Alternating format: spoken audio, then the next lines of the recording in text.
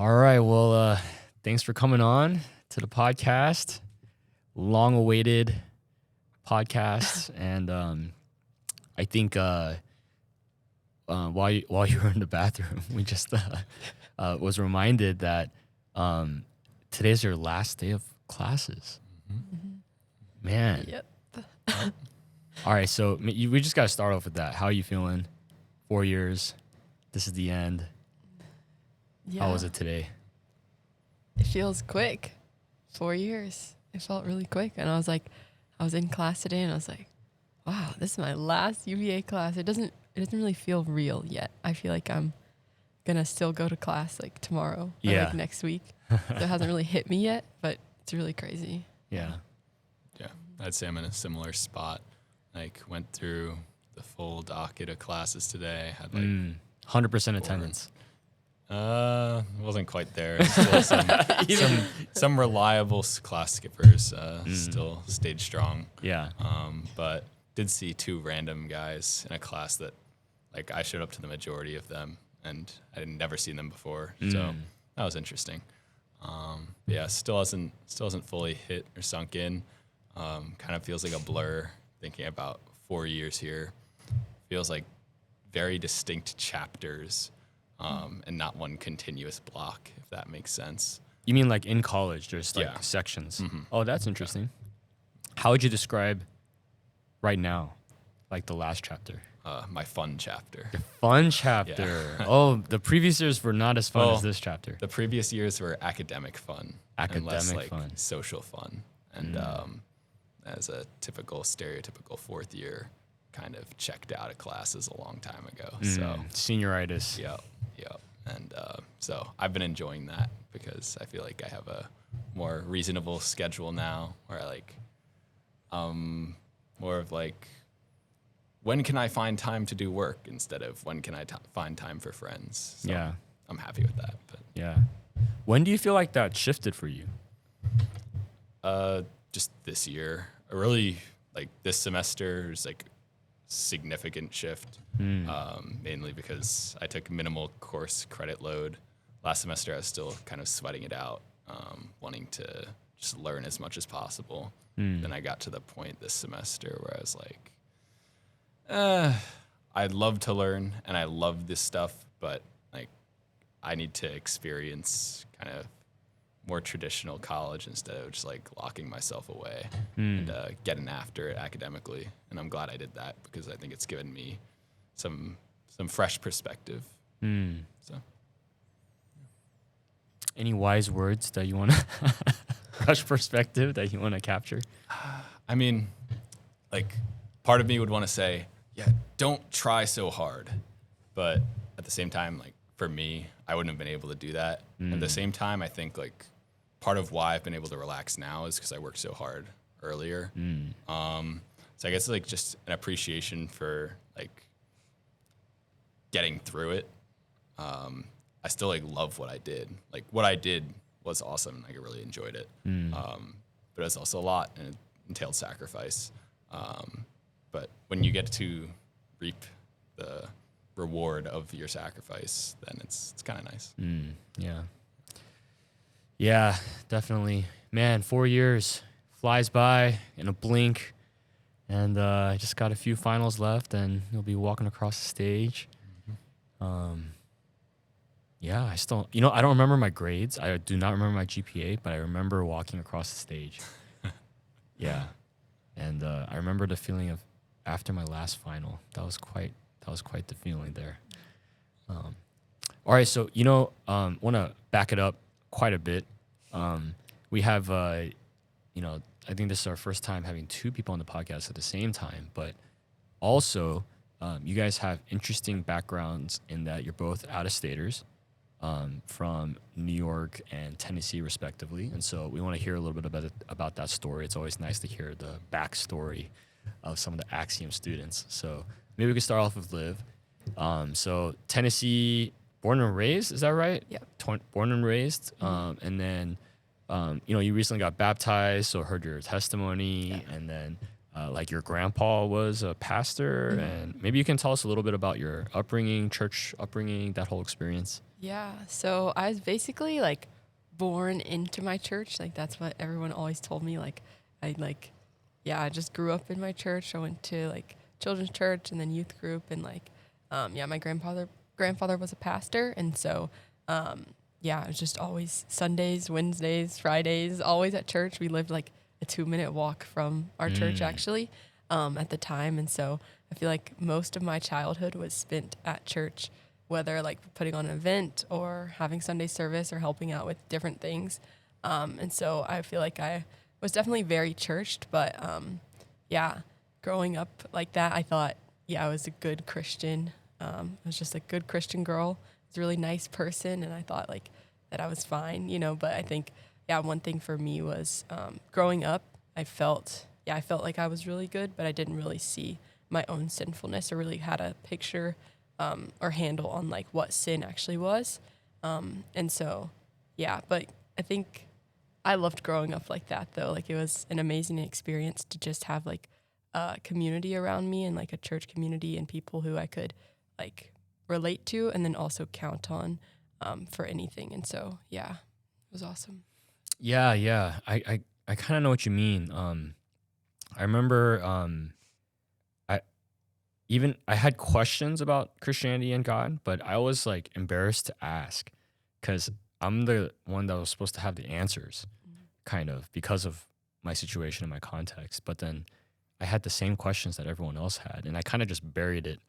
And people would ask me as if I knew the answer to it, and I would just kind of make up some answer. Probably was not satisfactory or anything, but that experience of like, was that your experience or Yeah. what was it like? I feel like, yeah, people always looked at me like, oh, like her grandfather's a pastor. She like knows all these different things, or like she's been going to church her whole life. Like she'll have the answer to this. And I was like, kind of like, I feel like I don't have the answer, but I feel like I should. So I'll just like play it off like I do, but I really didn't. And I think that honestly ended up harming me a lot because I wasn't asking the questions, kind of like what you were saying. I wasn't asking the questions, getting clarification. And so I thought I knew a lot, but in reality, I think I was missing like important pieces of like Christianity and Christian life and like what it looked like and like the gospel message for me. And so I really think that was a detriment. Instead of just asking the questions and maybe feeling a bit embarrassed, yeah, I just would shy away from it to try and seem like I knew so much, but in reality, I was just harming my own spiritual growth. So it's hard to Yeah. at that age and yeah. in that context. What kind of church was it? Was it like do you remember the denomination? It was like Assemblies of God. Assemblies of God. Yeah. And then could you like how would you describe it? Like It was so it's kind of interesting because I feel like we had a lot of different shifts actually growing up. So like when I was a lot younger, we had like a pretty big church. Like I would say we had like, at least for me, it was a big church, like easily over like 100, 150 people coming every week.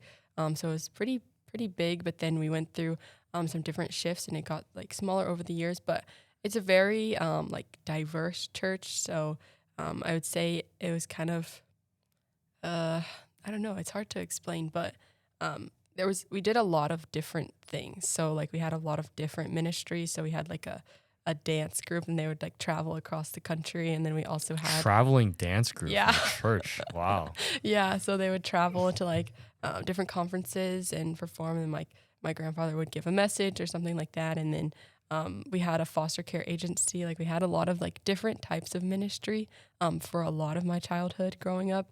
But then like as things progressed, there was a lot of people that kind of like fell away from the church. So we got a lot smaller and it got a lot harder to do those like different ministry groups and things like that.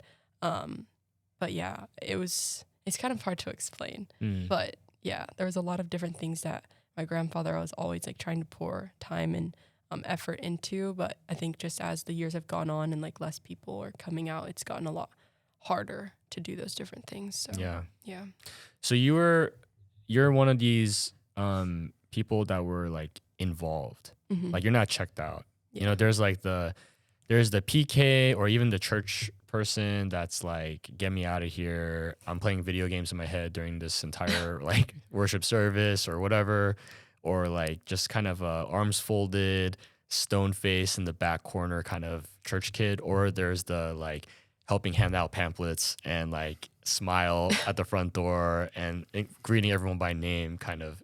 So I guess you're more of like, how would you describe yourself like? Yeah, I was very like, I was not checked out. Like I was fully like checked in with everyone. Like I was, greeting people or just like helping out wherever was needed. I think I did go through like a phase of being like pretty checked out in high school. Like as the church started to get a lot smaller, a lot of like my peers and like friends left.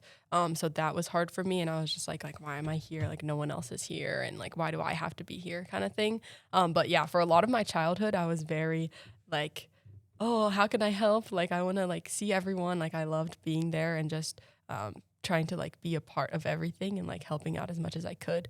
And especially like with our like children's church or youth group, like times we would have it during like the Sunday service as well. So it was really nice to have that space to like just have our own service, and I think that was really nice. And then like when I would join the adult service, sometimes I wouldn't really know what was going on, so I'd be a little checked out. But for most of my childhood, I was really like focused on like what was actually happening and trying to help out as much as I could. But then as I got into high school, I was like, oh, what am I doing? No one else is here. Like all of my friends left. Like why do I have to be like drug along basically to church? So Yeah. Yep, the inevitable teenage years. yeah. So how about Braeden? What was your experience like? With like church. Yeah, growing up and Yeah. So you're in upstate New York. Is that, do you call it upstate New York? Depends on if you're from the city or not. If Yeah. you're not from the city. and you're Anything from north New of York- Bronx is like upstate to some people, but then Yeah. So I guess if you're a city boy, then I'm upstate. If you're not, then I'm firmly neither. there's a train from your town that can make it Yes. to Madison Square like Garden. my dad commutes Station. to the city for Yeah, work. so then you're still like I'm in New York I'm in City the range. extended. Yeah. like- But in terms of church life, we did move. Like we were in one church, like my whole life. But majority of my time was in like a local church that was pretty small. Like on peak attendance days, maybe we'd hit like 30, 35, 40 people. Like Easter, Christmas, it felt like a packed house. Some weeks it was like my family, the pastor, his wife, and maybe 3, 4, 5 other people. Wow. So pretty small. Yeah. So that's kind of what I grew up with. The congregation was a lot older. So a lot of people to glean wisdom from, but less of like a peer dynamic where like they're people my age. It was like I was with my siblings and that was cool. So I guess that kind of shaped my early perception of what church was. And I think that perception was very different from the perception I have now.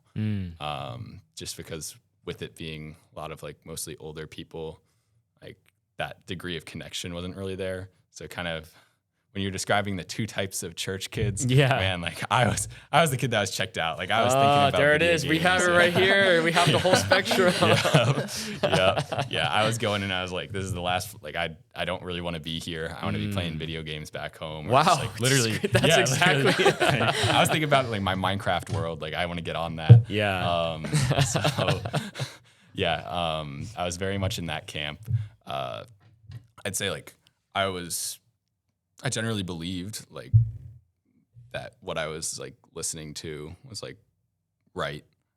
So I had that belief. It wasn't like, why am I going here? I don't believe this. Yeah. It wasn't really that. It was more like, I don't really feel like I need this. Yeah. You know, like what's the point?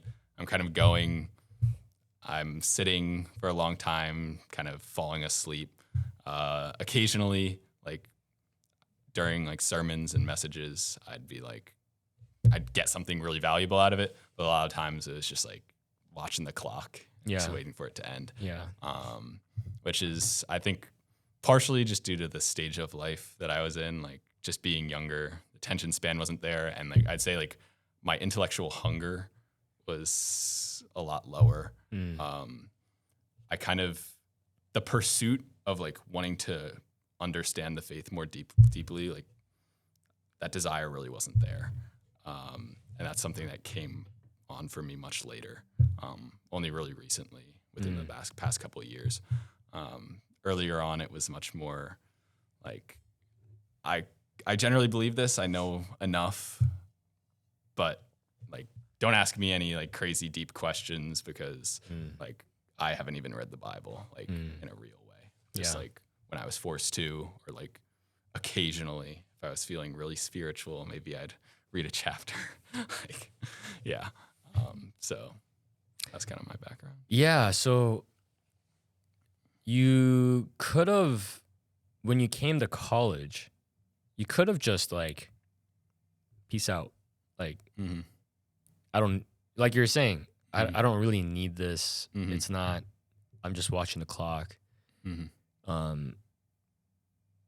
Yeah. How come, did you feel like that, or did you have that kind of tension, or? I came into college really not wanting to fall in the typical, like, trope of like what happens to kids when they go to college and then they just like start falling into all the things that you hear about college, just like obsessive partying, like grades falling, stuff like that. So I like coming in, I knew I needed to ground myself. So like finding a church was still like a big priority for me. Because like intellectually, I was still very much there. And it's also like, it was exciting in that the church that I grew up in, it's like, I knew that I would have something different, like a different opportunity here, just with it being more college. Fresh start, that type of thing. So from that angle, like I did come in like actively wanting to like seek out a church.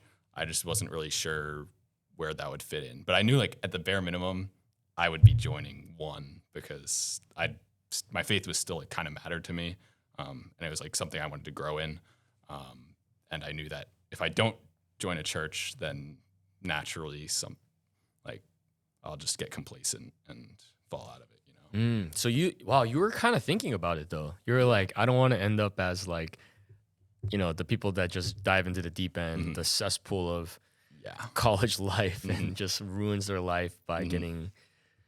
How did that even get processed? Like, so like probably starts with my parents in that like, they were very real and like upfront with me about like what goes on. And my brother had gone off to college 2 years prior, and like he spoke of all like the crazy stuff that would go on. Like, so that kind of set the expectation in my mind that like I got to be careful here because people do crazy stuff. Yeah, and I need to ground myself and not do something stupid that I'll regret. Yeah. Like a frank conversation with your parents. Yeah, like it wasn't even like a singular conversation. It was just they made sure you knew what you're getting yourself into. Yeah, they made me like relatively aware. And even then, like when I got here, I was kind of shocked. Like I learned, the more you learn about what goes on at college, the more like people really do this. Like, do you have dignity? Like there's some crazy stuff. So like I think coming in with just the general perception, like I need to be careful and like just beware, that was enough for me to kind of get going and knowing that it was important. Yeah, man. Yeah, college is a weird, fascinating, yet very impactful period of your life. Yeah, we can go off on a whole tangent on that, but we'll bring it back. How about Liv? What was your like? Well, okay, I guess we have to talk about rowing, right? That's a big part of this story. So then, like, how did you get into rowing? What was that whole story like? How did you first start rowing? It's not a sport that, like, I guess, is like every person kind of gets an experience with. So how did you even get into it? Yeah, so I actually had never heard of rowing until like I watched the Olympics one time and it happened to be on, and I was like, oh, this is interesting. And then I was like, wow, interesting sport. Okay. And then didn't think about it again until in middle school, there was like a club team that had just started around my area, and the coaches were like trying to get people because no one was joining the team. So they came and like talked to my middle school, and then I just tried it out because they had like a free day. And so I just tried it and I ended up really enjoying it, and it was really, really challenging. I remember getting in the car and I told my mom, I was like, that's the hardest thing I've ever done. but I really loved it. And so from there, I just continued on. So I started that in 6th grade, and then I continued through middle school and high school, and then ended up getting recruited to come to UVA and row here. So yeah. So I'm imagining like it's like a club sport. It's like kind of like AAU. Like it's because does your school have a team? My school did not have a team. A lot of schools like in the Northeast, because it's really big in the Northeast, have teams, or like boarding schools and stuff like that. But in my area and most other areas, it's like club teams. Club, like, and then so that's your extracurricular. Yeah. Like how many hours a week are you doing this? Well, practice was like 2 to 3 hours every day, like Every day? 5 days a week, and then Saturday morning practice we would have like longer, Wow. like 3.5 hour practice. So it's or like something. 15, 20 hours a week. Yeah. Every day, 2-3 hours. Yeah. Wow. And so you got recruited by UVA, and then it's a scholarship sport, or It is. Yeah. It's interesting though, because they don't have usually don't get full scholarships, but yeah, they have different. It balances out like football, because it's like a 70-person team. Yeah. So yeah. So but it is a scholarship sport. It's a 70-person team. Yes. At least it was when I was getting recruited. I'm not sure about like the changing in landscape now of like college athletics, but yeah, it's like a 70-person team. Wow, 70-person rowing team crew. And then is it all? I'm exposing my lack of knowledge here. Is it 8-man or 5-man? Is it a 8? 8 yeah. man. So in college it's 4s, you row 4s and 8s. So you 4s have and 8s. 4 people actually rowing, and then someone steering in the front. They're called like the coxswain. And then the 8-person, you have 8 people rowing, and then the coxswain steering as well. Wow. So 9 and 5 technically, but they're called 8s and 4s. 8s and 4s. Yeah. Yeah. Wow. And then so UVA, it all worked out. Yeah. Yeah. I actually came to UVA my 8th grade, like the summer between 8th and 9th grade in high school, and did like a rowing camp during the summer just for like a week. And I really, really enjoyed the coaches and like the campus. I got to walk around and tour everything. And then I kind of fell in love with it then. And I was like, wow, I really want to go here if I have an opportunity to go here and row. And like, I think it would be a great place to go. And then it ended up, working out. I was getting recruited by other schools as well, but I just couldn't pass up on the opportunity to come to UVA. So, yeah, that's pretty neat. And then were you looking for a church when you came to college, or was it kind of, how would you describe that? I was definitely looking for a church. I remember like when I got like accepted, I was like, oh my gosh, I like got accepted to UVA. It's going to be such a big transition, big change. And I knew that like one constant thing in my life was church. Growing up, even in high school when I was kind of begrudgingly going sometimes, it was still very constant for me. And so I wanted to come in and find a church and find something. But I didn't really know like where to look or kind of like where to get started. So I remember I just like looked up like churches in Charlottesville, Virginia. And I was like, I don't know where like any Google of these search, are. like- Yeah, just like a Google search. And then it was actually orientation, which is like right before you come and actually like start classes and everything. And like Axiom had like a tent set up, and they were just handing out flyers. They just happened to be handing out flyers like on the path that I was walking, and I took a flyer and then got connected. And so that was really a blessing, because I really didn't know like where to even start looking or like what to find, because like my schedule was so busy during that first week where everyone's kind of like out on O Hill and like handing out flyers and all those things, that I don't think if it hadn't been during orientation that I would have gotten connected so quickly. Yeah. So. It's just are you talking about because of rowing? Oh, because you just were not part of that whole welcome week scene. Yeah. So basically like we moved in, and then immediately it was like back-to-back meetings, back-to-back like first practices, meeting the team, doing like legal compliance, all these different things. And so the week like prior to classes actually starting, it was like just back-to-back stuff, and like you kind of weren't on like central ground. So I really didn't like see anyone or anything that was happening. Yeah. So you really have like a different experience that, especially in, wow. Yeah. Wow, that's fascinating. Maybe I don't actually, probably most, myself included, but like most of the people in our church might not really have a picture of what it's like to be a student athlete at a D1 school and what's involved with that. Like, maybe you can paint that picture a little bit. Like, what does that look like? What does that involve? What might people not like? They might not know unless they were actually part of it. Like, they might not be able to appreciate. Yeah. So, like I guess a day in the life kind of thing. So it's like 20-hour weeks. So when you're in season, you're training to like race or like perform, like, yeah, your 20-hour weeks. That's like supposed to be the limit. It's always over. But then when you're like off season, it's 8-hour weeks. And so for us, our on season is spring season, but in the fall we have technically like 2 or 3 races at the time that I was there. And so we would train 20 hours every week. You first come in and you have to do like your standard testing. So we did like a run test, and then we had an erg test, which is like the rowing machine. And then it would just like hit the ground running, like you're starting off practices. It's like every morning we had practice for 2 to 3 hours. And then in the afternoons, we also had practices 2 to 3 hours.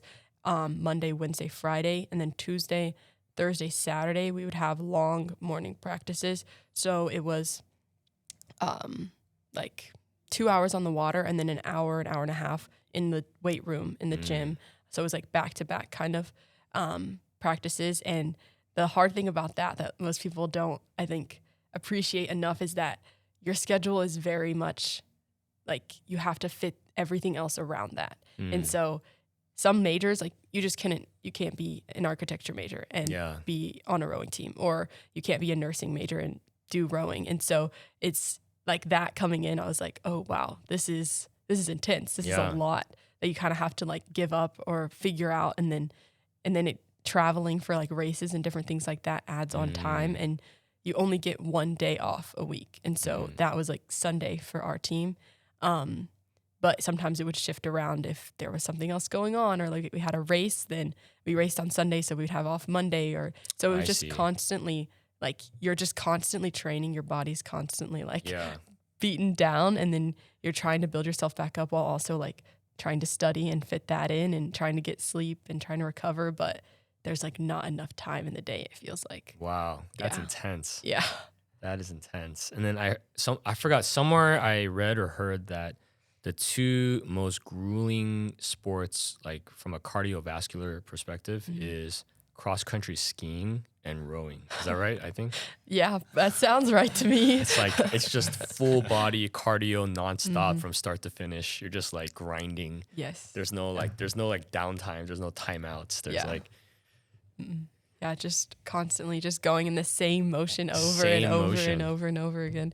Yeah, trying to like perfect it, but everyone has a different like idea of what perfect is. So it's like from one coach to the next, they're like, this coach thinks you're doing great, and the next one's like, oh, you're doing all these things wrong. So like trying to perfect it. Interesting. But it's just like a constant thing. Yeah. It's actually in high school we would joke because it was actually built as a form of punishment.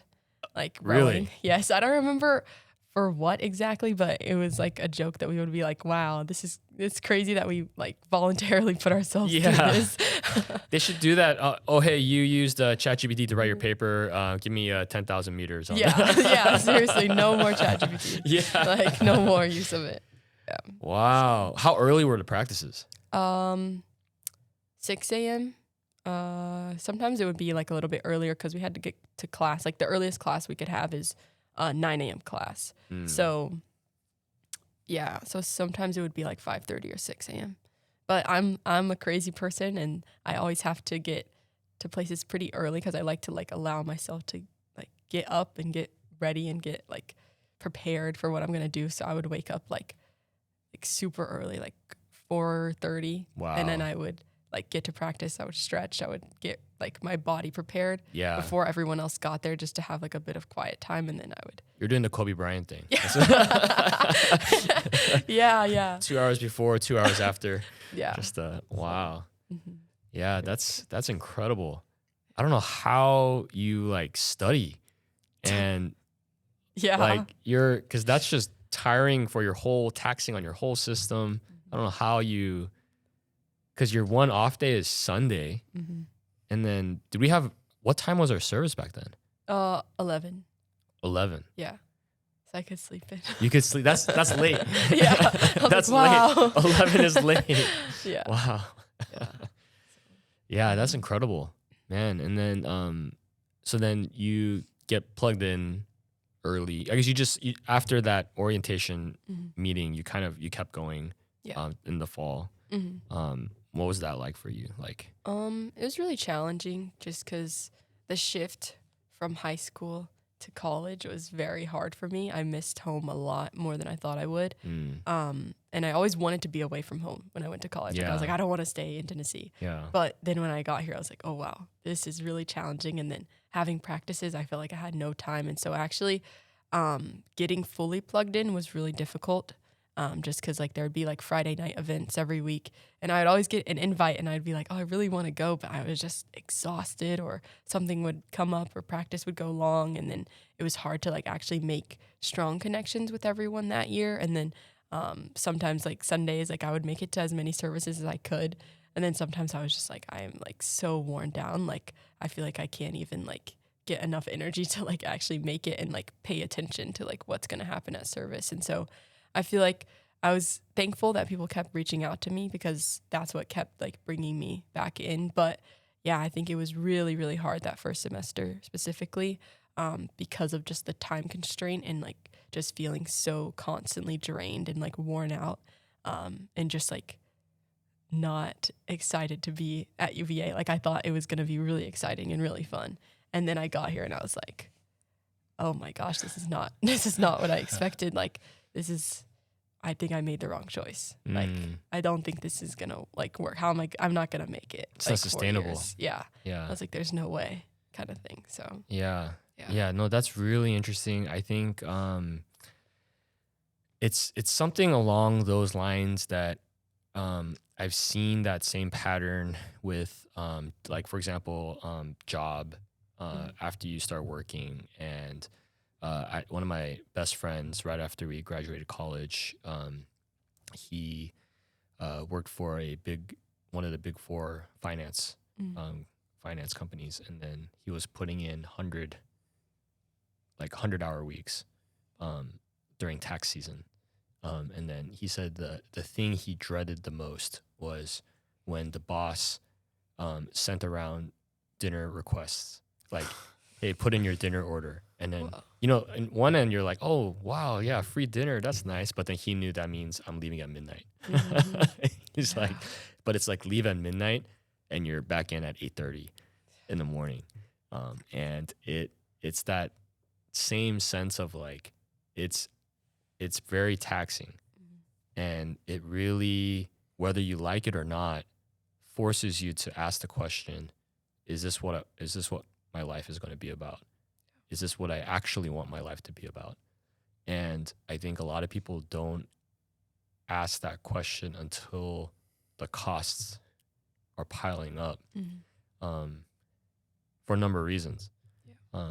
But it sounds like you were really wrestling with that first year. Yeah. So then what did you do? Yeah. So it's actually funny because I always tell people that first semester I felt the loneliest I ever had, and I was surrounded by like 70 people. Right. So it's like people are like 70, like very similar. Like yes. They came for the same reasons, same age, same interests. Exactly. Yeah. And people are always like, you were a D1 athlete. Like, how could you have felt lonely? How could you feel so sad? Like, what do you mean? Like, that's like, I would love to do that. And I'm like, I don't know, but I knew like that there was something off. Right. But I was too scared to like make a change or like a distinct change. Cause I was like, this is what I got recruited for. Like everyone's like looking at me and saying like, oh, she made it. She's doing these things. And I was like, I made it. Like, this is my dream. Like I have to stick it out. And then it was actually like, I got injured the next semester. And at the time I was like, oh my gosh, this is the worst thing that could happen. Like, why would this happen? Like I was doing well in the fall. Like I had good plans for the spring. Like I thought everything would be great this first year, but I think it was actually a blessing in disguise because it gave me time to really sit with like, what am I doing here? Yeah. Like, what was that fall semester? I really did not like that. Like something's off. I don't feel the same about rowing as I did when I like did it in high school. Like what is that change? What is the shift? And it gave me the space to really recognize that like I did not want my life to look like that. I did not want to put in all those hours and feel like I was lonely and like a person I didn't even like recognize. And so I think, yeah, that was a really challenging time. Mm-hmm. But at the same time, it gave me a picture of like, okay, this is not what I really want. And like, what am I going to do about that? And I think it gave me time to actually start coming out more to church and to just different events and things. And I was still like trying to get back into rowing, trying to like come back for the next season. But I think I had a lot more time to think and think through like, what is my life? Yeah. What am I doing with my time? Blessing in disguise. Yeah. That having that space to reflect on your experience. And when did you realize this is not it? Like, because you said you're kind of still, you're doing the rehab, you're kind of getting back into it. And with the built-in space, you're able to, but it might just be for a season that you have this space. Yeah. And eventually you have a fork in the road. When did you hit that fork in the road? And then how did you figure that out? I think it was like, so I got cleared right before the summer. And so I could train the entire summer. I still had like a progression plan that I was on, but I realized like as I was training to come back, I was like, I don't want to go back. Like, I don't want to do this, but it was a thing that it was like, even though I don't want to, I felt like there were so many people that had poured so much into me that I was like, I have to though. Like I have to do this, but I really don't want to. And then it kind of like hit this split where I was like, am I going to do this just for other people and trying to not disappoint others? Or am I going to like actually make a really hard decision to do this? And so what ended up happening was I trained the summer. I did as much as I could. I came back and I like did the tests and I was like 0.1 off of like my like time. But I was like, okay, like I'm good because like I was 0.1 off and I like hadn't even been like fully training. And so they gave me like a week and a half to like get my 0.1 down on my timing. And I was like, you know what? It's not worth it. Like, I don't even want to do this anymore. Like, I came back as strong as I possibly could. I like can do it again. And I think if I had done it again and let myself have that space, I would have done it because I wanted to please all the people around me. But I was like, you know what? I think this is just a time where I'm like, okay, I don't need to do this. I'm done. Like, I'm not going to do it again. And that was like really devastating for me because I had tied who I was to rowing. Like when someone asked me like, oh, who are you? Or like, what do you do? I'm like, oh, I'm a rower. Like, that's who I am. And so not being able to say that, I was like, whoa, that's hard. Like, I don't know who I am. Like, who am I without this sport?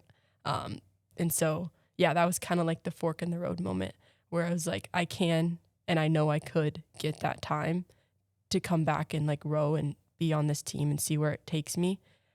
But because I had that time to think and sit with all those thoughts, I was like, it's not worth it. Like, I didn't hit the time for a specific reason, like 0.1, you know? So it's you could like, do it. Yeah. So it's like, it's not a factor of like, I'm not capable. Yeah. It's, this is not something that I need to do. Like, that just gave me the clarity of like, I think what I've been thinking and feeling, I need to like actually follow that and see that this is not the path I want for my life. Yeah. So, yeah, no, it's really fascinating what you're talking about because there's something about being skilled in something that you feel like it almost takes a momentum of itself. And this is where like some people will even say it's good to not be skilled too early. Because when someone's really good at something at a young age, their whole developmental identity gets wrapped around this thing. But we have to, like, inevitably there's this, like, I mean, we're still developing as a human being, as an adult. And the same questions that every other 18 to 22-year-old is asking, what's the purpose to my life? What do I want my life to be about? Like, what do I value? Like, we're still even learning our tastes. Like, do I like this music or do I not? I'm not even sure. Like people would ask me, what kind of music do you like? I'm like, I don't even know. I like good music. I don't know. Like I'm still trying to figure all that out. And so, there's like celebrity athletes or some celebrity that like, oh, you had all the potential in the world. Why'd you throw it away at like, age 20? You walked away from it. And it's like, you don't understand. Like, this is not who I didn't choose this. Like all the people around me recognize the financial opportunities or the potential. And I felt like obligated to make the most of this potential. But my identity is not, this isn't really what I want my life to be about.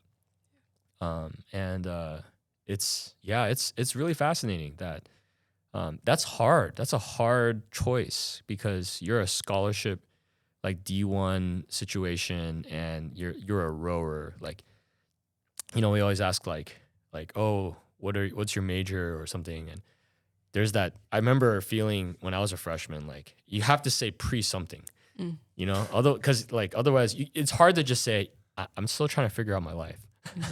Yeah. It's like I'm pre-med, pre-business, pre-CS, or pre-AI engineer or whatever. Instead of like, hey, I came here with a blank slate and I'm hoping to take a lot of classes and learn about my life and figure out what's the purpose to my life. And no, you got to have it figured out before you even come to college. Like that's really hard. So then I know we need to get back to Braeden, but like, how did you find that in God in college? Yeah, I think as I made that hard decision, I was met with like not my teammates, not like any rowing friends or people I met in class, but I was met with love from the church and from the community at Axiom, and I just was like, wow, there's something really different about these people. There's something that I'm missing about Christian life that I haven't seen in the past in myself. And I really was able to see how they took Christian life really seriously. They took God really seriously.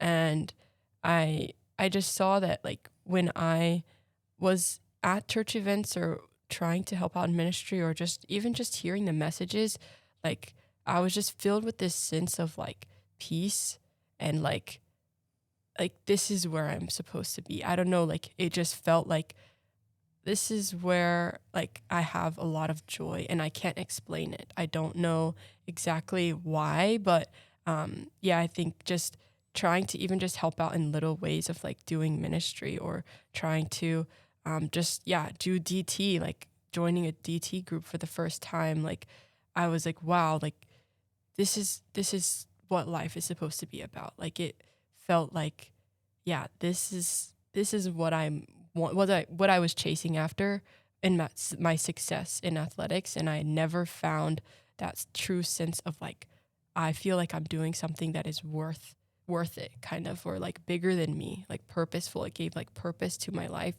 and I think for so long I was just searching for it in all of these different things, like success in my academics, my career, or rowing. But it wasn't until I actually laid those things aside that I was able to see that, see God in my life and how he was continuing to be in my life, continuing to allow me to come out to these different services or even just get that flyer orientation. And I just felt like when I was doing ministry, when I was trying to help out, like that was where I was gaining like a lot of joy and just had a lot of peace in my life that I had never had before with chasing after those other things. So. Maybe it was unconditional acceptance. Yeah. Because when you're hanging out, eating dinner together and sharing from the Bible, no one has any idea your rowing time that week or how you're doing on the progress report of your rehab and your time. Like, there isn't that sense of like, I am living up to expectations. Mm-hmm. There's a freedom. And I think that juxtaposition, I think it's really heightened with the sports context. Of course, you experience it also in just the academic context. But it's like, this feels right. This feels like home. This feels like people kind of just want to get to know me because of who I am, ultimately because of God. And then that leads to maybe there's a different way. And so maybe then the greatest blessing was to, like, imagine if you were the superstar, like, and you just killed it. Yeah.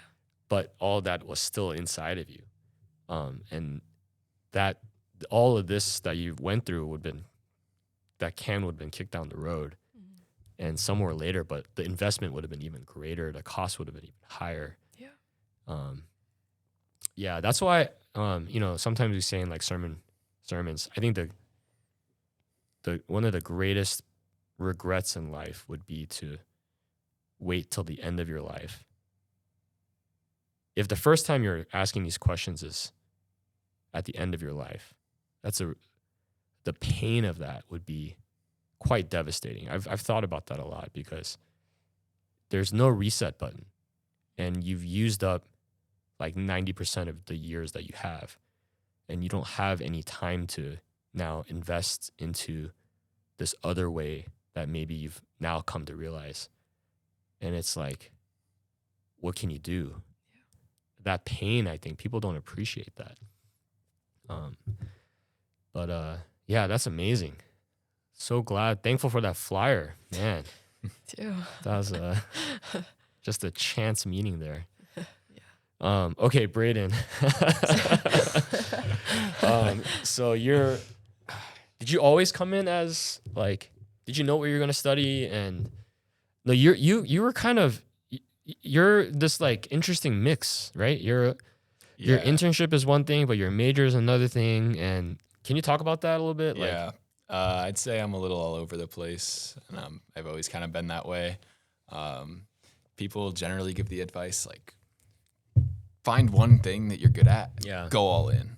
I'm the opposite. Like, I hate doing that. I like I'm always looking at what other options are out there, and I'm looking to find a way. Yeah. Like, I want to try that now. I just to see what it's like, just to learn something different.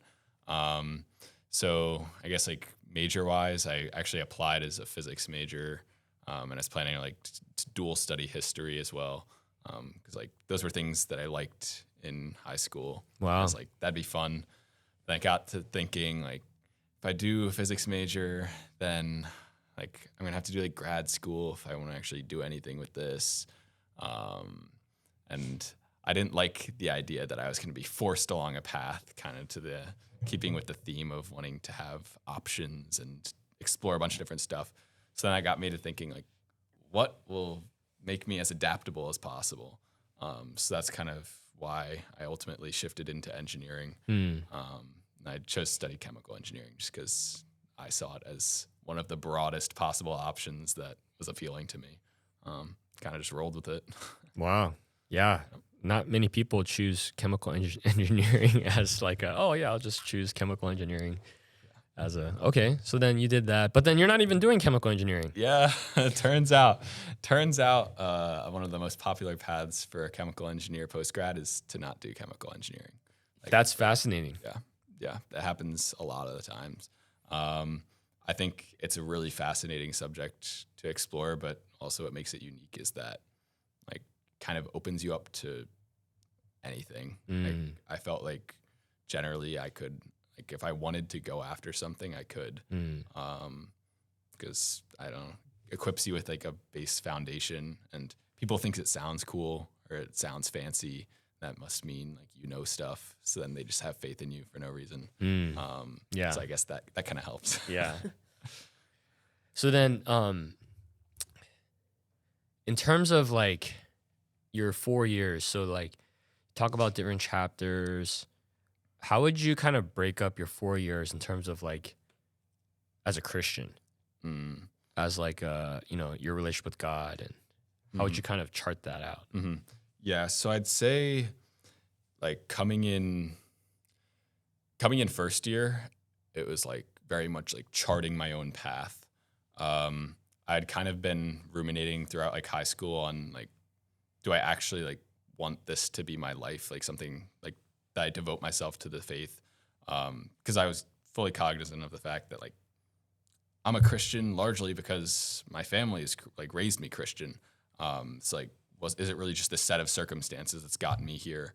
And I kind of had those doubts of, do I actually like want to commit to this for my life? Because to me, like going to college was like, I'm kind of free from the influence of my parents and like the family and the circumstances I'm in.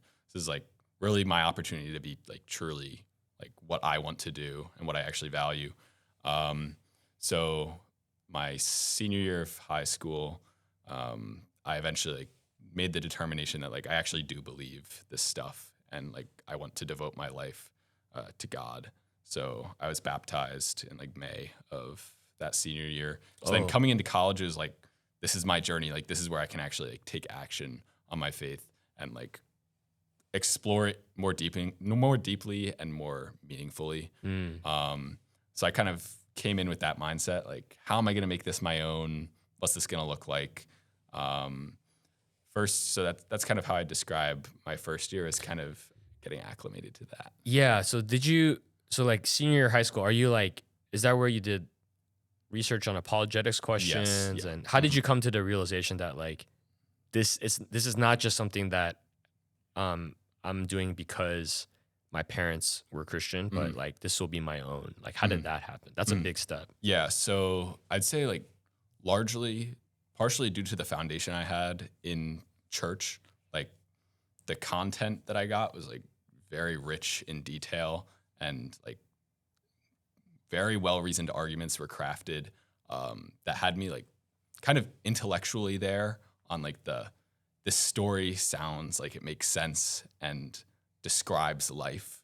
But I had reservations still about like, I really loved science, and there's still all those people out there that say like to be religious early in any context is to be discounting science and not being like truly intellectually honest and kind of just like hand waving away anything that's inconvenient to your faith. So that kind of bothered me because it was never something I explored. I just kind of wrote it off, and it bothered me because then I was like, am I just being intellectually dishonest just to believe what I want to believe because it makes me feel good? So then I went on sort of, as you alluded to, like an apologetics deep dive. So whether that was like reading books or like watching, just consuming media on like YouTube and stuff to try to understand like, how can I, independent of what the Bible says, just like, how can I reasonably justify that my belief that there's a God and kind of things to that nature. And through that journey, I was just further convinced and like rooted in the belief that like, okay, like this stuff is legit and like logically it makes a ton of sense. So like once I crossed that bridge, then it was like, do I want to give my life to this? Like, do I want to pay the price of like actually being devoted to this? Or will I just acknowledge that I do agree that I think this is right, but I don't want to live by the standards that I should, just because with all that comes with it. Yeah. Ultimately, I was like, well, if I actually believe this, it'd be really dumb not to like go forward with it. So that was the call I made. Yeah. If you've come to the intellectual realization that the building's burning down, running out is a good idea. Yeah. Living according to that is a good idea. Yeah. Yeah, that's I mean, I think what you're talking about there is very significant because there is the intellectual agreement, but there is also the volitional agreement of like, do I actually want this? And which is strange, you would think that you think they would just be tied always together, like kind of like the way we just gravity is just, we know it exists and we don't even think about it. It's just, it's axiom. Like it's an axiom. So then, but oddly, God has made it, and I think it's because of how much he cherishes free will, where even with, and the Bible talks about demons are the perfect example of this. I mean, if there's anyone with 100% confidence of God's existence, it's the demons.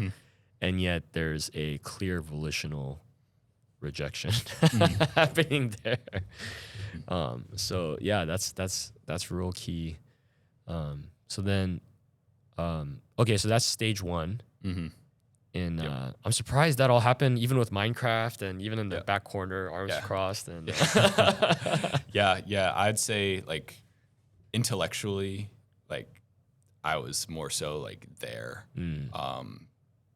And I kind of, I guess that high school into college was kind of where I was like firmly had like reestablished that like I am actually like I'm there with it intellectually. And now I'm like bought in. So now that I'm bought in and it's like on that like volition like aspect of things, then what follows is kind of the actions you take when you make a commitment, are you actually following through? So my first year, I probably would say I did the bare minimum of following through in a lot of ways. It was really easy to get bound by classes. I came in like really stressed, not wanting to bomb because I was aware of UVA's reputation, and coming in from out of state, like I was just like, this is supposedly like an elite school, and like I don't know what I'm getting myself into. Like I don't want to bomb all my classes. It's like I really like put everything into classwork and like grades and homework, all that, just hours down the drain. And then I got connected with Axiom through, it was again, just a flyer for free Raising Canes. I knew I needed to find a church, and I saw that they also did services on grounds. So I was like, well, this is convenient because I don't know how to get around anyway, so on grounds sounds great. I went to the event, and I was like, this seems cool. These people are like, seem interested in me and in connecting. So it's like, I'll give this a shot. And then as I got to know people better, I was like, I actually feel like there's a sense of community here. And plus it's on grounds, so it makes my life easier. So I can, scurry away and go study. Yeah. Like immediately after, stuff like that. So that's kind of what got me started. Then it's like first year, kind of in and out. Second year, also kind of similar, where I'd show up to service, hear the message, maybe eat lunch if it was something I ate, because back then I was quite the picky eater. Yeah. Like anything. Wait, so for the record, because Jimmy told me this, but I just need to, not that I don't trust Jimmy. I just need to hear it from the person's mouth, So is it true you ate pizza for every meal first year? Because your range of food that you ate was basically just pizza or pasta. That's kind of true, partially true. I almost ate pizza every meal, but not exclusively pizza. Pizza and pasta. Pizza, something with chicken, like a chicken sandwich, and that was me. I was content. Wow, not even like a hamburger. No, I didn't eat beef at that time. Oh, you didn't eat beef? Yep. I was trying to avoid like red meats because they didn't seem appetizing, and then I saw like this stuff about how like your heart health, and I was like, oh great, I don't even touch it. But they didn't seem appetizing. Yeah, it didn't seem appetizing. Fascinating. Different story now, but wow, I'm the complete opposite. It looks very appetizing. Well, now it does. Now that I'm on the train, like that steak on Friday. Man, yeah. Oh yeah, Gavin's steak was amazing. That was really well cooked. Yeah. Perfection. So then, okay, so you're like freshman, sophomore year. You're kind of like, I guess your own words, bare minimum, like kind of just coming in, and you're like maybe one of the first to head out after service, and then, I guess you're saying that a lot of that's driven by just wanting to make sure to not drop the ball academically. Yeah, part of that is like it's really easy for me to become obsessive over the academic end of things, and like the stress was real, like first and second year, just like having to be really on top of it. And I was like, I don't have the time to invest in this. So like I'll do the bare minimum so that I can kind of check that box and then I'll scurry off and I can think on my own time. I can read the Bible on my own time, which frankly didn't happen at all. Yeah. But I told myself, my faith is a personal thing, so I can do it with God just one-on-one. And that wasn't happening. But So, okay, I just want to contrast you with, again, Jimmy here a little bit. So then, so Jimmy, he was talking about how he, first few years, he spread himself thin. Like he was involved in many, many clubs and he said yes to everything. And then, so his takeaway was, say no and just say yes to a few things. Because he felt like he never got deep with anybody. And in the end, he cared a lot about people's opinions that didn't really matter to him. Is that your experience, or did you kind of spread yourself thin, or is it like you're actually studying? Because a lot of people say they're studying, but you walk around in the library and there's like tons of doom scrolling happening there. But then are you actually studying here? Well, I was actually mentally blocking off the time, and I wasn't out doing fun, traditionally fun stuff. Yeah. I was either in my room or in a depressing engineering building with no one around, just vibing there. And maybe I didn't have the motivation to be working the whole time. Yeah. Maybe I'd be on my phone or being a little distracted, but generally I was. Wow. So you're committed. You're actually locked into the academic pursuit. Yeah, which was silly, honestly, because I didn't it was a lot of wasted time because I didn't really understand or value.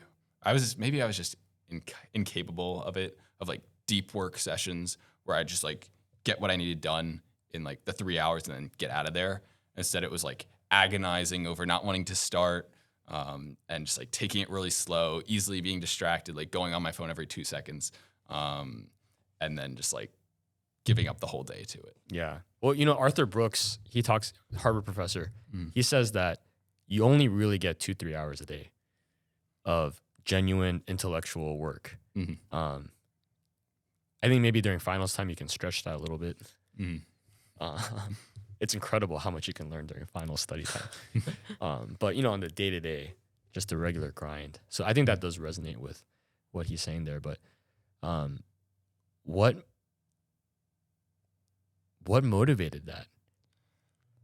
Because from another angle, Jimmy, if it's freshman year Jimmy were to talk to freshman year Braeden, he would say, you're missing out, man. There's all this stuff that's happened around you in college. And but then you're I'm locked in. I came here on a mission. It sounds like there's something motivating that, Yeah, I'd say I derive a lot of value out of going for it academically, because that's just that's kind of the pattern I fell into in high school, largely of my own doing. My parents were just said do your best, and they were not cracking the whip. Yeah, no, they weren't. They were if you're just try your best, and as long as we think you're doing what you're capable of, it's fine. It's nice to have not Asian parents, man. Yeah. A minus. Anyways. Yeah. So the pressure was largely self-inflicted in that I just wanted to do well. I wanted to exceed. And then my brother was doing well himself, my older brother. So in high school, at least to set the bar, I was well, I at least have to do as good as that, maybe better. So that kind of motivated me to just push. And I thought I could very well be capable of this if I put in the work. So why not? And I guess that trend just continued when I got to college, in that I liked the idea of going all in on something and doing well and exceeding expectations. So I really liked the satisfaction that I got from that, even if it's just personal satisfaction. What other people knowing was less of a big deal. It was more just for me, drove me forward. So I don't know. Yeah, that's interesting. And then it seems like you also had a work ethic. Yeah, I know it's hard to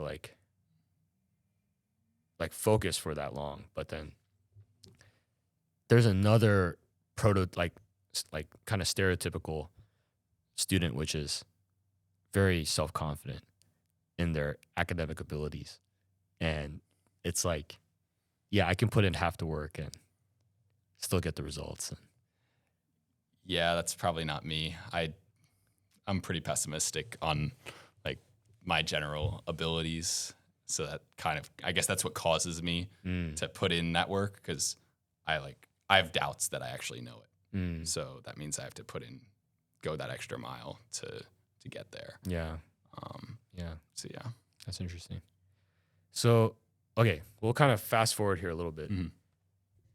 Was there a turning point? Like, yeah, I'd say there's probably a couple, because usually there'd be something that's like a reminder, and then I'd forget about it.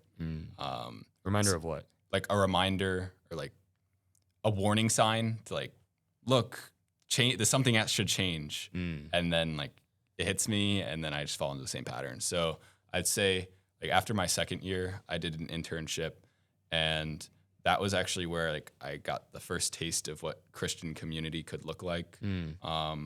Mainly by just luck of the draw, in that my fellow interns, a lot of them happened to be Christians. And since we were all kind of in the same boat, we moved, in some cases, like many states away just to be there for the summer, working the internship. It was like we were able to bond and just become friends. And the fact that a lot of us happened to be Christians meant that now I had like a close group of Christian friends, and I really enjoyed that.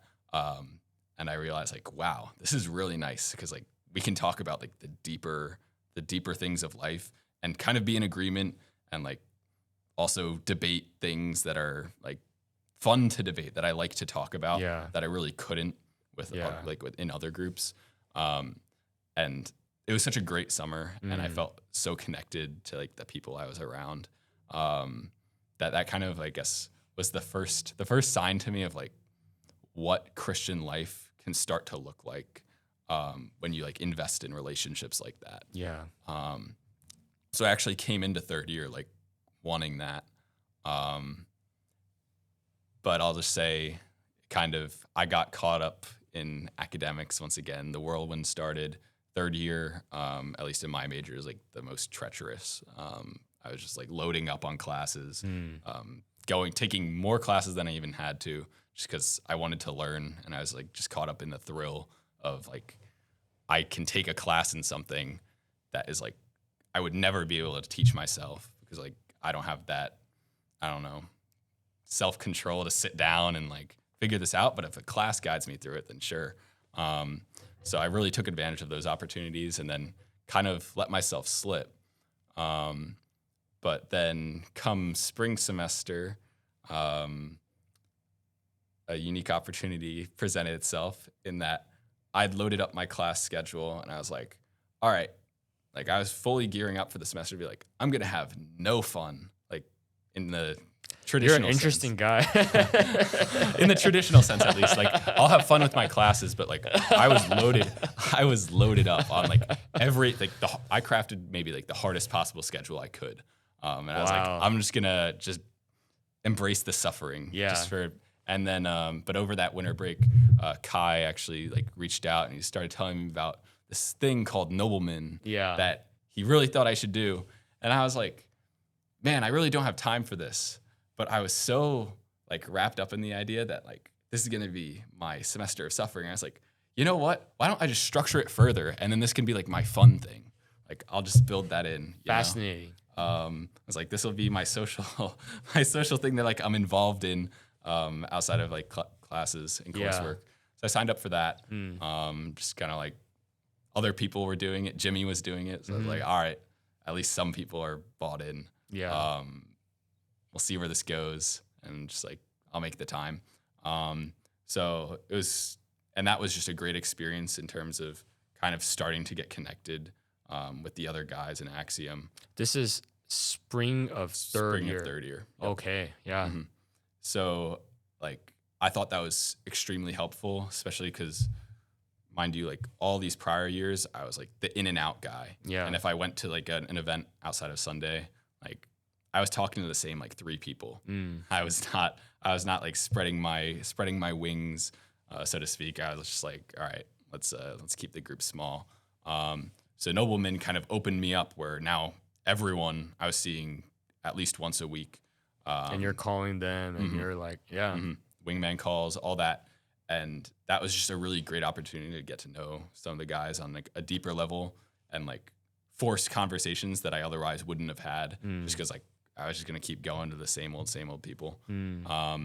And that was kind of the beginning, and I really enjoyed it. And it got to a point where like I was extra motivated to work hard so that on, I think it was like Thursday nights when we had our Nobleman meetings, I could be free and I could go and I didn't have to skip it for work. So like I carved out that time, and I actually found that super helpful. It was like, despite the fact that like we kept that time busy, like it was what I looked forward to. It regenerated me like for the rest of the week and into the weekend. It was a good time, and just getting to know the guys better. Yeah. It was a lot of fun. Yeah. So then you finished Nobleman. Mm-hmm. And then what? Like, yeah. So then Nobleman, then I had my summer in LA. And that was great for its own reasons, in that like, again, I got connected with like another circle of Christian friends, and I was having a ton of fun. So it's just another time where I'm like, wow, like a strong sense of Christian community can like really enhance my life. And it just makes it like, that's what drives me to just keep going, is just like building and investing in those relationships. So then I came out of that summer, and similar patterns kind of happened where last semester, I got caught up in the whirlwind of coursework again, loaded up my schedule because I was like, just the thrill of learning and taking on a different challenge was like a massive appeal to me. And it's kind of lacking on involvement, kind of started checking out of like Axiom and other groups, and just was very much on the grind and back on that. And then around Thanksgiving time of last semester, I was like, I kind of got sick of it. I was like, man, like I miss going to like being around at church and like that connection. I was like, all this other stuff just isn't worth it. Like it's not, the return on investment just isn't there relative to this. And like, I was like, I'm coming to the end of my time here. Like I have a semester and maybe a quarter left. Like like now's the time, like I should get back involved. So that's what I did. I kind of cut back on some of my other commitments and started investing again. And it was a decision well made, because this semester has been a lot better, just like being involved and like going to like, I think this semester I very well might have gone to more events this semester than like combined all the prior 3 years. And it's been great because it's just getting to know everyone on a deeper level. You guys from New York coming in like last semester, I like loosely knew you guys, but like this semester it's been awesome. Kind of actually feeling like I'm present and not checked out. And it's just like, it makes life so much better. yeah. No, I really appreciate you sharing your story. I think I feel like the lesson there is we don't know what we want. And it's these kind of surprise experiences of like, hey, this is a very different experience and I really like this. And when it's taken away from me, I don't like it. And when it comes back, I like it. I think that is one of the big secrets to life, which is it's this tension between individual success and genuine community.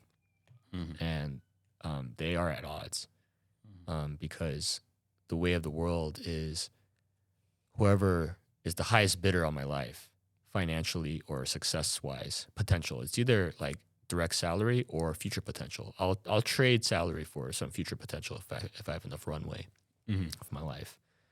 But ultimately, it's like I'm willing, for most people, particularly in America, I'm willing to sever all ties for the highest bidder on my life. Family, friends, church, like, yeah, if the way we kind of joke about it is if Harvard calls, I'm there. It doesn't matter if I grew up in Montana or Florida or Chicago or wherever. It just reminds me of have you seen Chariots of Fire? I have not. Chariots of Fire, old movie, very old movie. It's about the Olympic race, Eric Little. And then he's contrasted, I'm blanking out now, but there's like a protagonist, antagonist. And then one guy is a Christian and he gives up the opportunity to run for the gold medal because of his convictions. And then the other guy is like a win at all costs. And he actually gets what he wants. But it's the director, it won Best Picture actually. The director has this very well done scene. Now it'll feel old, but then if you kind of know what's going on, it's very moving scene where he's celebrating his victory and he's very alone. And he realizes the cost to getting what he wanted was very steep, but he doesn't. And the only way to really celebrate is to drown his celebration in alcohol. But the cost was very high. And in a way, it's like he sold his soul to get this. It's the very thing that his own heart wanted. And I think that happens all the time. I think that's why we have the loneliness epidemic. I think social media has exacerbated that because you visibly see the product of a lot of that success. And so it looks, but it's a mirage. I think ultimately what C.S. Lewis said was true. First things first, second things second. Only one thing fits in the first things. Only one thing can be prioritized. People say they can prioritize many things, but logically that doesn't make sense because even career and spouse people choose. You know, it's like I have a wife and I have my career and I need to make something of my career, and my wife needs time, but I have this important project and I need to go to the other side of the world to make this business deal happen. I'm going to make it happen because, you know what I mean? You can't do both. Yeah. It's a life of trade-offs. It's a life of trade-offs. Yeah. And it's a life of trade-offs, and yet we don't know what we want. It's very easy to be pulled in all those different directions. And yeah, I'm still figuring it out. So. Yeah. You think there's something about UVA? Like maybe it's like kind of the kind of person that comes to UVA, it's like, it takes time to kind of figure, or do you think it's a generational thing? Like I can hear from both of you guys. We can just kind of talk about this. Like, I don't know if I would say it's specifically UVA. Maybe a UVA attracts certain kinds of people, but I feel like at any university, especially like bigger universities, you have people that are like, I feel like every type of person is kind of attracted to a university in a different way. So I wouldn't say it's necessarily just UVA, because I think there's a lot of schools that are similar to UVA, like academically, and like, yeah, otherwise as well.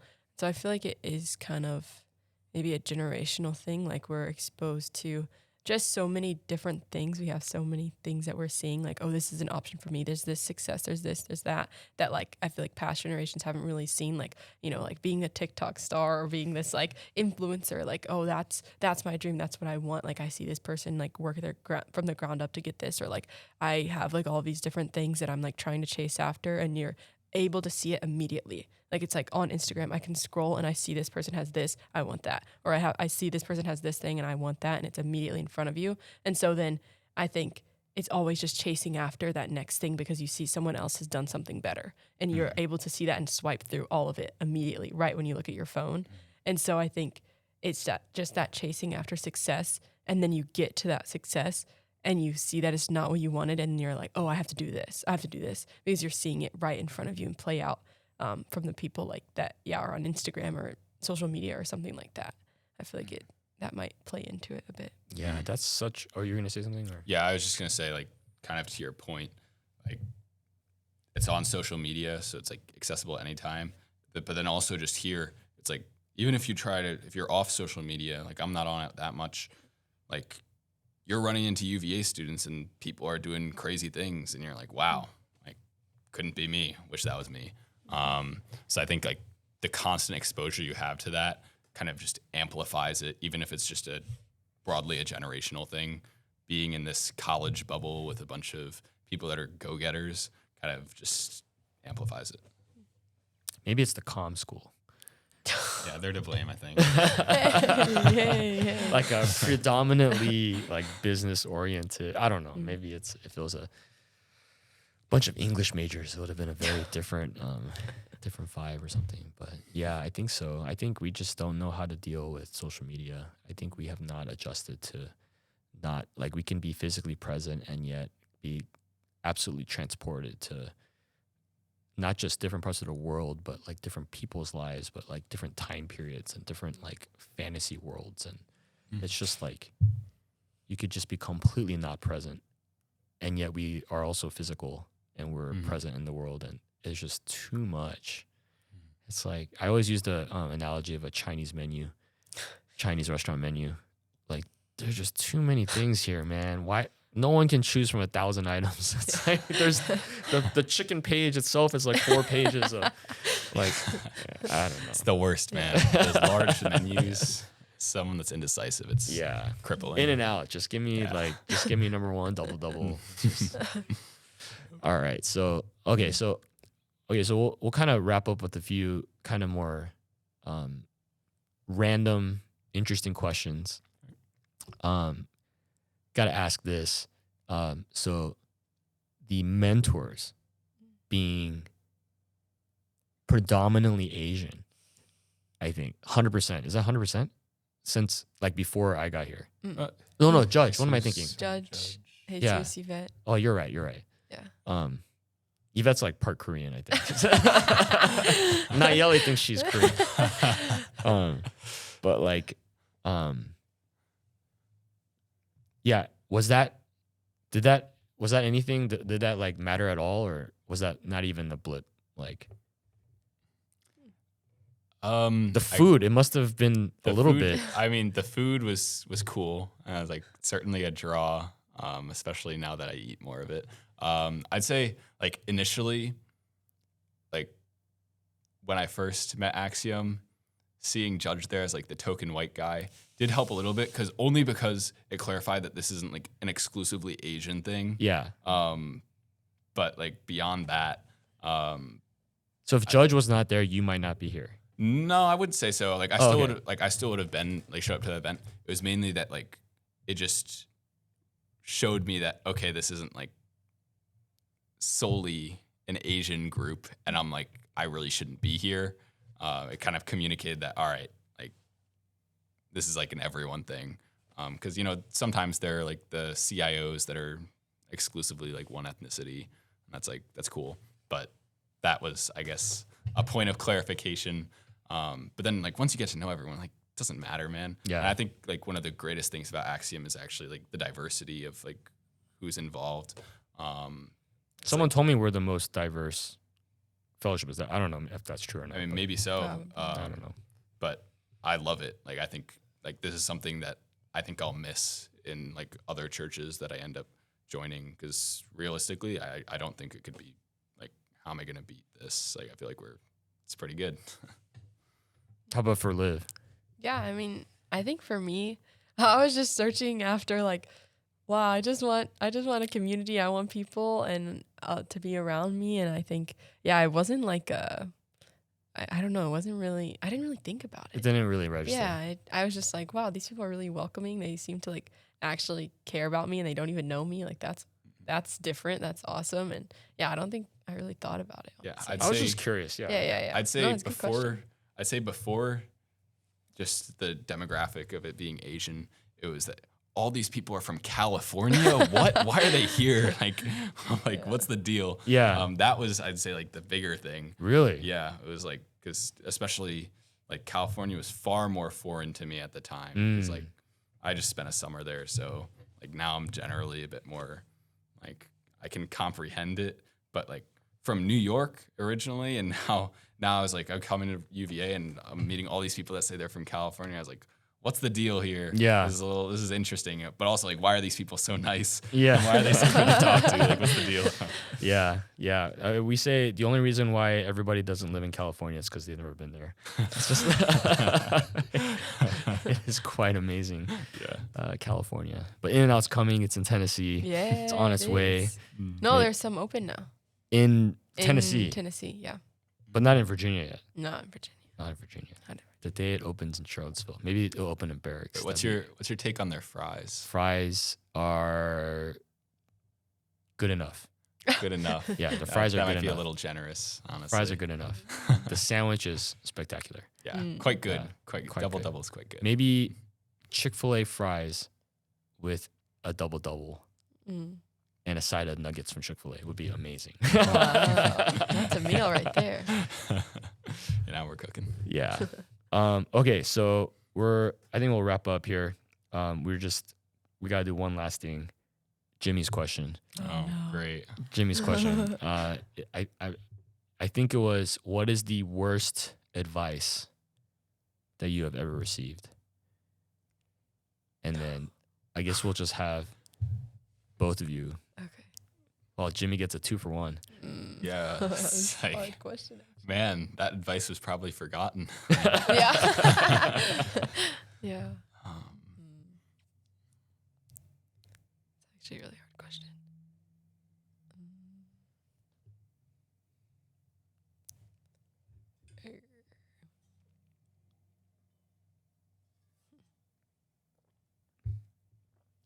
Jimmy's got him stumped. Yeah, I know, seriously. Yeah, it's, Thanks, it's Jimmy. a rough one. Thanks, Jimmy.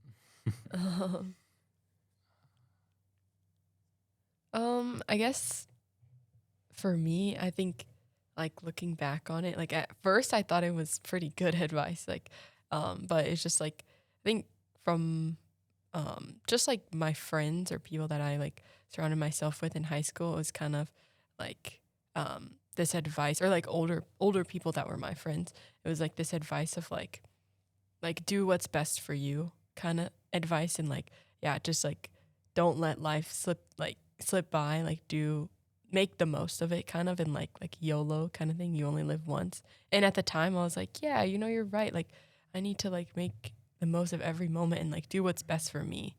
But then I think actually looking back, I feel like that was some pretty bad advice in a way, just because like if I'm doing what's best for me, like I'm a very selfish person, I feel like. And so that just kind of like furthered that like, oh well, I like if I'm doing what's best for me, like that's the right thing to do, right?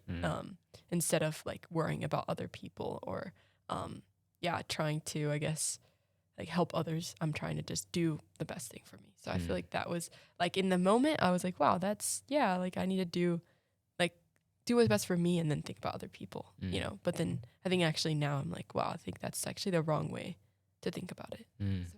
Yeah, it's good. Yeah, I'm gonna kind of steal that a little bit. I know there's like the phrase going on, like that would go around a lot, where people will tell you like this is big in like when I was in high school. It's like be your true self, like unlock your true self, and I've always felt like that advice is just like not really getting to like it kind of misses the big picture of things. In that like there are parts of me that are just bad that need fixing. And like to be truly myself in all these ways. Yeah. Like I am so awful at so many things, and like there are parts of my character that are just no bueno, that need work. Yeah. So I'd say like on that, it can cause a kind of like, since that general advice will often be spread around, like people are then thinking like, oh, I'm just gonna be myself, because it's such a popular thing to say. Yeah. And then you're actually like neglecting the opportunity for improvement. And like it's also like you want to be cautious about placing your identity in something that's just objectively bad or like just not healthy. So I guess that's my little ramble. Yeah, no, that's really good. Yeah. Something that I feel like a whole generation can really reflect on.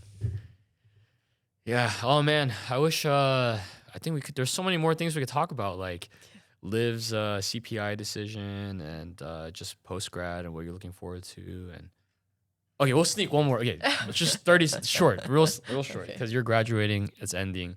So like, what are you looking forward to after you graduate and that kind of stuff?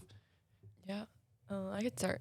I think I'm really excited, like kind of unknown of like CPI year and what that's gonna look like, becoming a church plant intern, and but I'm really excited to do ministry, but also I think just grow in my personal relationship with God and really just grow in just surrendering a lot. I think it's gonna be a year of surrendering, growth, and I'm excited to see how God will really work in my life. And so I'm excited to just take this year to just allow him to shape me and form me. Yeah. I'd say for me, I guess I'm excited to see what real life looks like when it's not just like when you have less of a defined like end point. 'Cause I feel like all throughout high school, it's like just gotta graduate high school, get to college. Then in college, it's like gotta get through this semester, and then I'm free. Or then like at internships, I'm gonna work like a dog, and when the summer's over, then I can relax. And now I feel like I'm at the stage like, no break is coming. Like I have 2-3 weeks of vacation. That's it. Like spread out across a whole year. So I'm interested to see like how I take that, kind of how I can balance like the true difficulties of like a full-time job and all these other responsibilities that like I've been very I've been so privileged to like not have to worry about so many things. It's just like all I think about like for college, it's been like career stuff and like classes, and that's it. Like that's like the biggest concern. And then obviously like the like faith and like growing in that as well. But now it's like everything's coming at me. I think it's gonna be like an interesting challenge, and like it's gonna push me in uniquely different ways, because I'm not gonna be able to just sell out like I have in the past, where it's like work really hard because this is gonna end. Like there'll be an end here. Like I'll actually have to find a way to balance and be sustainable, which isn't my natural tendency. And I think like there's a lot for me to learn. So yeah, I think the way David Brooks put it was, America provides the most structured childhood in human history, and as soon as you graduate college, you get dumped into the most like the least structured life. And hang in there. Sorry. You need some water? Yeah. All right. Okay, so maybe it's just on that note, that's the sign that we should wrap up. How about someone want to take the next question, like give the next question? Next question. All right, Man, Braeden. I've not brainstormed on this. Let's see.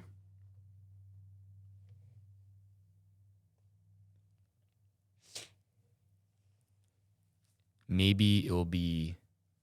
Actually, I have no idea who it's gonna be. It could be like Sean or AB. I think it might be AB. AB. Yeah, No, right. he's sticking around in Charlottesville. You don't gotta, he'll be here another like 5 years. Probably. Another 5 years. Yeah.